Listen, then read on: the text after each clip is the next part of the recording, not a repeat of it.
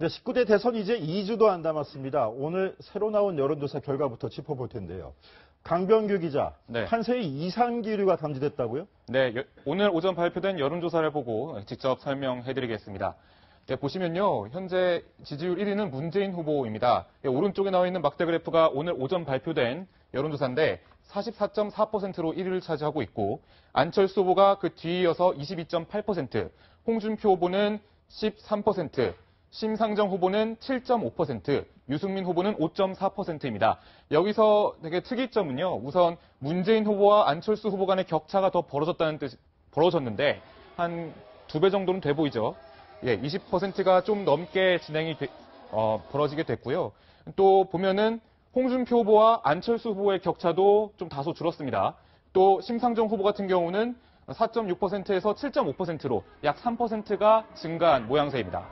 네, 안철수 후보의 하락세가 좀 눈에 띄는 것 같은데, 네. 말씀하신 대로 홍준표 후보 반대로 약간 오른 것 같습니다. 안철수 후보의 지지층이 홍준표 후보로 이동을 하고 있다 이런 분석이 나오는데 네. 어떻게 맞다고 보십니까? 네, 그동안의 여론조사를 통해서 안철수 후보를 지지한 것으로 평가됐던 중도 보수층이 현재 홍준표 후보로 좀 이동하고 있다는 분석이 그동안 계속 나왔거든요. 근데 세 차례 TV 토론 결과 홍준표 후보가 좀 공격적으로 발언하고 공격적으로 이제 보수층을 끌어모으는 그런 발언들을 하면서 이 지지층의 이동이 좀 더 분명해졌다고 볼 수 있습니다. 네, 이현수 기자. 근데 특이한 거는 그 지난 한 주를 돌아보면 송민순 전 장관의 회고록 때문에 문재인 후보가 안보관에 좀 시달렸었는데 그렇죠. 문재인 후보 같은 경우에는 도리어 좀 안정권인 반면에 네. 안철수 후보의 지지층이 좀 약간 흔들렸어요. 어떤 이유가 있을까요? 네, 안보 이슈가 가지고 있는 특성 때문인 것 같습니다. 보통 안보 이슈가 불거지면요, 조금 더 진보층보다는 보수층이 조금 더 예민하게 반응을 하게 되는데요. 그래서 진보층에서는 사실상 위기로 받아들이고 문재인 후보 지지층은 오히려 결집을 한 것으로 보이고요. 반대로 안철수 후보는 중도층까지 잡아야 하는 전략을 쓰고 있었는데 그랬던 만큼 이런 안보 이슈가 불거지자 보수층과는 더더욱 상반된 전략을 하게 되면서 일부 보수 지지층들이 홍준표 후보에게로 이동한 것이 아니냐는 분석이 나옵니다. 그를 뒷받침하는 게 이 홍준표 후보 같은 경우는 돼지 흥분제 같은 논란으로 사실상 개인적인 악재가 많았음에도 불구하고 조금 전 여론조사에서 10.5%에서 13%로 한 주 만에 또 상승세를 보이는 걸 알 수 있습니다. 예, 최석호 기자. 저희가 지금 특징으로 짚고 있는 게 홍준표 후보의 약진일 수도 있을 것 같아요. 그렇습니다. 홍준표 후보의 약진, TK 민심하고도 상관이 있습니까? 그렇죠. 어저께 그 홍준표 후보 어디를 갔습니까? 대구 서문시장 유세를 갔는데요. 이 유세 현장을 보면 그 분위기를 느끼실 수가 있을 겁니다. 지금 화면으로 어제 대구 서문시장 유세 현장 모습을 보고 계신데 상당히 많은 인파가 발 디딜 틈도 없이 시장통을 가득 메웠습니다. 탄핵 사태로 인해서 침체된 것처럼 보였던 자유한국당 지지세도 어느 정도 좀 회복된 모습인데요. 지금 보시면 시장통이 시민들로 꽉 차 있습니다. 이런 분위기를 몰아서 홍 후보도 TK 지역에서만큼은 여느 후보보다 압도적인 지지를 얻겠다. 이러한 의지를 드러냈는데요. 어제 대구 유세 홍 후보의 발언 한번 들어보시겠습니다.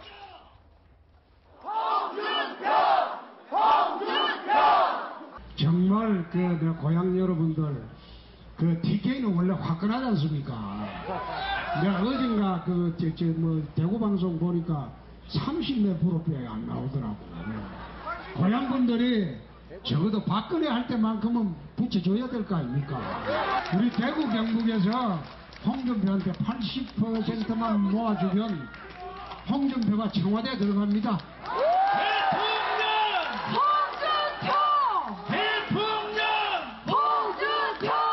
대구에서 선거전 날까지 2번 더 올 겁니다. 대구에서 길을 받아가야지 기가 좀 살아요.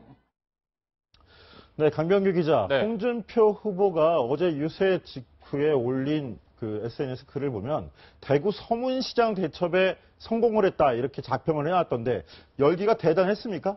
네, 그렇습니다. 아무래도 유세 현장에 몰리는 사람들만 봐도 이 후보가 될 것 같다, 안 될 것 같다 이런 표심을 볼 수가 있는데요. 지금 이제 저희가 하나의 밑그림을 좀 흘려드릴 텐데 지난번 서문시장 방문했을 때와 이번 서문시장에 방문했을 때라는 그 영상 비교입니다. 저번에는요, 4월 4일에는 사실 그냥 사실 사람들이 비교적으로 4월 26일에 비해서 많지가 않았거든요. 근데 어제는 이렇게 다양한 사람들이 약 1만 명이 되는 사람들이 직접 유세장을 찾아서 저렇게 응원을 해줬던 겁니다. 이 홍준표 후보 같은 경우는 이제 어제 발언에서요. 이제 대선 전까지 2번 더 대구를 찾겠다라고까지 밝혔는데요. 흡족한 마음을 드러냈는데요. 한편 최근 사이다다, 코카콜라다 라면서 홍준표 후보를 비유하는 많은 말들이 있는데 어제 이 유세에서도 정말 다양한 장면이 연출됐습니다. 직접 한번 보시겠습니다. 저희 아버지가 현대 조선소에 그 이제 밤에 야간 경비원이 있습니다. 그래서 내가 그걸 쳐다보면서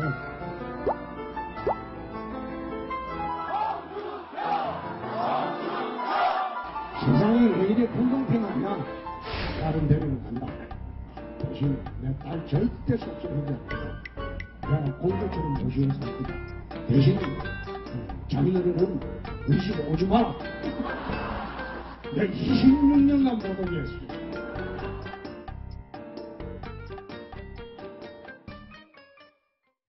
네, 방금 화면에 이제 홍준표 후보가 큰절을 하는 모습이 나왔는데요. 대구 서문시장을 갈 때마다 큰절을 하는 것 같습니다. 홍준표 후보 상당히 엉뚱한 이야기를 많이 내놓는데 그냥 장난으로 내놓는 게 아니라 치밀하게 전략적으로 내놓는 발언들입니다. 최근에 홍준표 후보를 둘러싸고 세탁기 발언 논란이 인 적이 있었는데요. 세탁기를 대한민국에 한번 넣고 돌려야 된다라고 하니까 타당 후보들이 홍준표 후보 먼저 들어가시라라고 하면서 사실상 논란이 됐는데 이 노이즈 마케팅을 또 한 번의 퍼포먼스로 인용을 해서 그 자유한국당 세탁기에 홍준표 세탁기에 초록색 티셔츠에 가짜 안보라고 쓰여있는 초록색 티셔츠, 사실상 국민의당을 겨냥한 세탁기에 돌리는 그런 퍼포먼스를 하기도 했었습니다. 사실 이런 걸 보면 좀 철저하게 계산해서 치밀하게 이제 보수표를 결집하려는 집토끼만 잡으려는 그런 전략에 활용하고 있는 걸로 보입니다. 네, 홍준표 후보 대구를 다녀온 뒤에 기분이 좋기는 상당히 좋았나 봅니다. 자신의 페이스북에 5만 명이 넘는 서문시장 대첩이라고 이렇게 써놨는데요. 5만 명이요? 예, 그렇습니다. 이제 동남풍이 아니라 태풍이 될 것이다. 이러한 자신감을 보이면서 완전히 자신감을 장착한 모습이었습니다. 그런데 5만 명, 좀 기분이 업되다 보니까 숫자까지 업시킨 것 같습니다. 5만 명이라고 주장을 했지만 제가 경찰에 확인을 한 결과 10,000명 정도였다. 이렇게 얘기를 했는데요. 만여 명 정도였다. 기분이 업된 만큼 숫자도 업시킨 것 같은데 이거는 좀 너무 심하게 업시킨 것 아니냐 이러한 지적도 나옵니다. 이 밖에도요. 안철수 후보를 뭐라고 했냐. 자신의 페이스메이커라고 했습니다. 그러니까 단일화보다는 안철수 후보가 계속 가서 나의 페이스메이커를 해달라. 이런 구애의 손길을 보낸다. 이런 얘기도 할 수 있겠는데 호남에서 선전을 해서 문 후보의 호남표를 나눠 먹어라. 그래야 내가 더 대통령이 되기에 유리하다.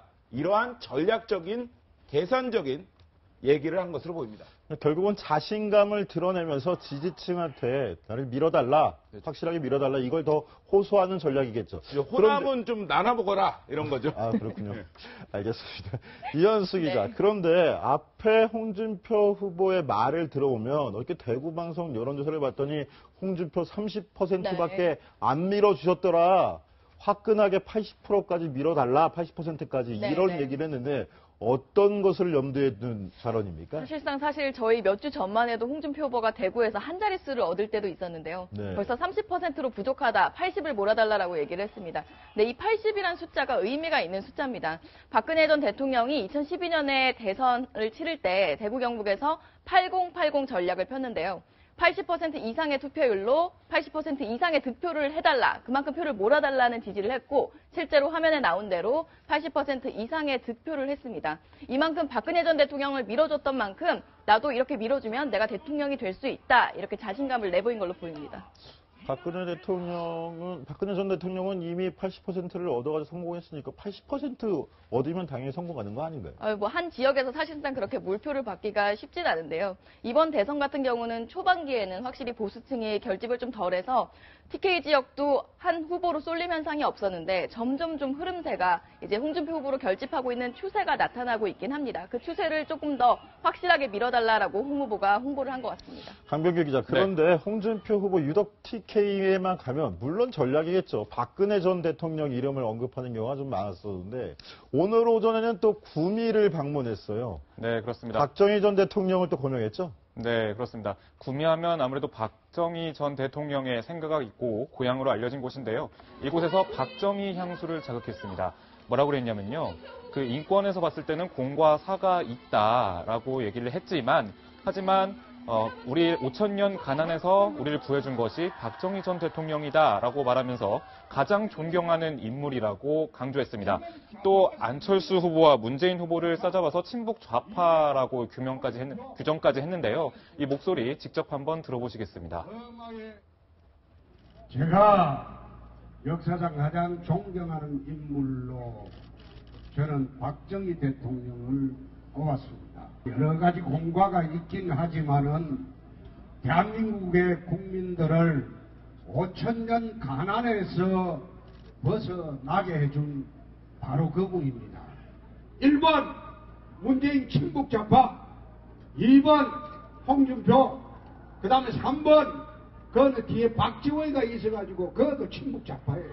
내 3번은 좀 더 이야기를 해보면 그 포스터 사진 보면 그 합성입니다. 목위로는 안철수가 맞은데 몸통은 그럼 박지원인가? 네, 존경하는 인물 얘기가 나와서 말인데요. 제가 직접 대선 후보들이 가장 닮고 싶어하는 역사 속 인물 5을 꼽아봤습니다.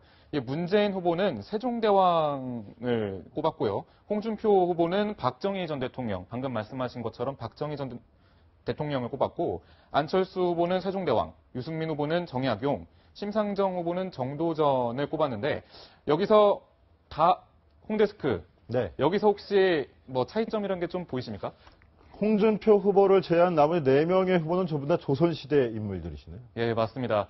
홍준표 후보 딱 이렇게 보더라도 그 사진 실사를 사용한 존경하는 인물은 이 박정희 전 대통령밖에 없는데요. 아, 그렇군요. 그것도 특징이죠. 예. 네, 이런 특징을 삼아서 이 박정희 전 대통령을 좀 존경한다라고 말하면서 약간 보수 표심을 좀 자극하지 않았나라는 생각이 듭니다. 네, 홍준표 후보가 사실상 보수 표심을 자극하기 위해서 쓰는 전략이 또 더 있습니다. 대선 전국에서 좀 금기시되는 이슈들이 있었습니다. 보수와 진보가 선명하게 나뉘는 약간 가치 논쟁적인 이슈들은 좀 꺼내기 꺼려하는 게 있었거든요. 왜냐하면 자기 지지층도 챙겨야 하지만 중도층까지 노려야 하기 때문에 그런 계산 때문에 사실 뭐 동성애 문제나 사형 문제가 공개적으로 나온 적은 없었는데 홍준표 후보는 이 예민한 문제를 적극적으로 꺼내들면서 오히려 더 선명하게 보수층 지지를 이끌어내려는 전략을 쓰고 있는 것 같습니다. 홍준표 후보의 전략을 보면요, 굉장히 명쾌합니다. 그러니까 중도표도 필요 없고 나는 이제 보수로 꽁꽁 뭉치겠다, 콘크리트 지지층을 만들겠다, 이러한 전략인데요. 아직까지는 그러한 전략이 먹히는 것 같습니다. 요번 주말이 굉장히 중요합니다. 요번 주말에 어떠한 지지율 변화가 나타나느냐에 따라서 이 보수층에 확실히 홍준표에 갈 수도 있는 확률이 있습니다. 제가 조금 전에 이 머리를 손질해 주시는 저희 계신데 가서 이제 여쭤봤습니다. 영남 분이어서 아니 근데 도대체 영남에서는 부모님은 뭐라고 하십니까? 이렇게 여쭤봤더니 그랬더니 진짜 요즘에 표심이 진짜 흔들리는 것 같습니다. 이런 얘기를 하더라고요. 그러면서 표심은 계속 흔들리게 돼 있죠. 지금. 그러면서 근데 영남에서 한번 표몰이가 시작되면 무섭게 될 겁니다라는 얘기를 하더라고요. 그러니까 그것이 근데 지역 민심일 수도 있는 것 같습니다. 최석호 기자가 지금 뭐 영남의 표심이 출렁일 것이다 뭐 이렇게 얘기했는데 다른 후보들도 가만히 있지는 않을 것 같아요. 그런데 지금 홍준표 후보 얘기를 지금 뭐 TK에서 뭐 열심히 뛰고 있다 이 얘기를 하고 있는데 오늘 경북 김천에 가서는 그렇게 환영을 받지 못한 것 같아요. 그렇죠. 이제 사드 문제가 걸려있기 때문입니다. 사실 성주하고 김천은 그리 멀지 않습니다. 그래서 오늘 오후에 경북 김천역 앞에서 선거 유세를 벌였는데 이 사드 배치에 반대하는 주민들이 몰려들어서 기습 시위를 벌였습니다. 그 어떻게 됐냐? 홍 후보의 무대 앞에 지지자 반, 시위자 반, 뭐 이렇게 엇갈리는 상황이 났습니다. 근데 홍준표 후보 내가 대통령이 되면 손해를 모두 보상하겠다. 이렇게 하면서 자신감을 드러냈습니다. 그런데 어떻게 보상을 할지에 대해서는 구체적 답변을 하지 않았습니다. 네. 추가적으로 제가 설명을 해드리면요. 이 김천은 구미와 상당히 붙어 있는 곳입니다. 이 TK 지역 중에 하나인데, 홍준표 후보가 이제 TK 표심을 계속 잡아당기려고 이런 구애를 펼치지 않습니까? 근데 이런 사드 문제의 그 시위가 계속되다 보면 홍준표 후보도 뭔가 좀 더 추가적인 움직임을 내고 새로운 전략을 짜야 되지 않겠나 하는 그런 결단을 내려야 한다는 그런 분석이 나오고 있는데요. 한편 이순삼 여사가요, 또 이런 발언을 했습니다. 돼지 흥분제, 남편의 돼지 흥분제 논란에 대해서 직접 트집을 잡는다, 이런 얘기를 하는데요. 홍준표 후보가 얼마나 바르게 살고 트집 잡을 게 없으면 그런 걸 트집 잡나, 그런 걸 트집 잡는 사람은 대통령감이 아니다라고 또 주장을 했었습니다. 직접 어떤 말씀을 했는지 한번 들어보겠습니다. 전통시장에 가면 홍준표에 대해서 아우성을 칩니다.